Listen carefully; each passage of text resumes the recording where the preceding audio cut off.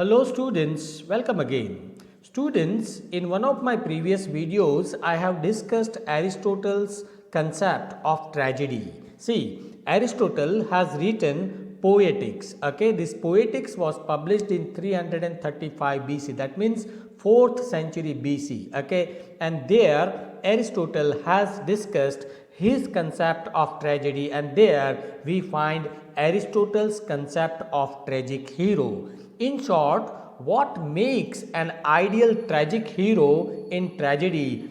These ideas are expressed by Aristotle in his Poetics. Okay, so that we are going to discuss today. A tragic hero, according to Aristotle, is a character who is not a completely a good character, not completely a bad character. Okay, somewhere in between. Okay, he is a mixture of both, and he is of noble birth and has some tragic flow also. What are the important features of a tragic hero in an ideal tragedy? Let me tell you, these are the 6 elements which makes an ideal tragic hero. Number 1 is goodness. Okay, goodness means the Aristotelian tragic hero is an ideal person, is a better person than the average man. Okay, he has all good virtues and moral values. Number 2, he belongs to a high family. Some high social status is given to this tragic hero. The tragic hero comes from some royal families mostly. Okay, number 3, this is very important, and that is hamartia. I have already uploaded another separate video on what this hamartia is. Okay, you can watch this later.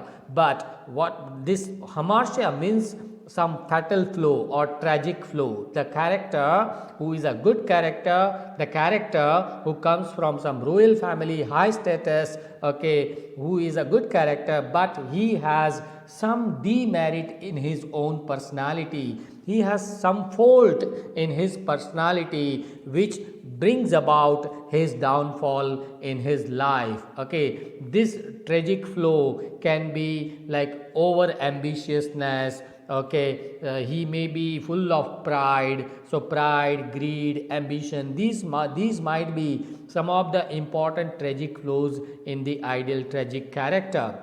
Number 4 is reversal of situation.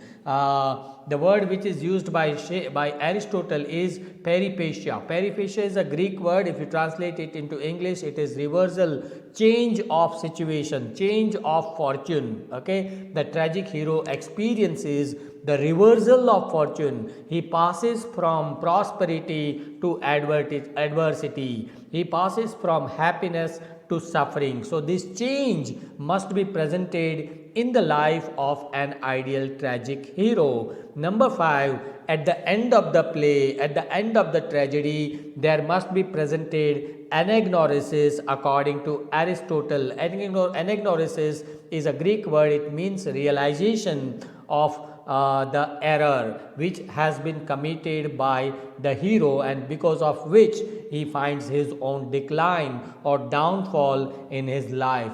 At the end of the play, he realizes his mistake and he starts repenting for his errors in his life. And number 6 is suffering. At the end, because he realizes his mistake, he suffers a lot, because what is done can never be undone now, and that's why he starts repenting, he starts suffering. Okay, so suffering is also presented in the tragic hero. These are the 6 things. What 6 things? Number 1, goodness in this character. Number 2, he comes from a good high status family. Number 3, hamartia. Number 4, peripesia. Number 5, anagnorisis. And number 6 is suffering. Let me give you one example from the ancient Greek literature. If you read the ancient literature, Greek literature, then we have one very popular tragedy, Oedipus Rex.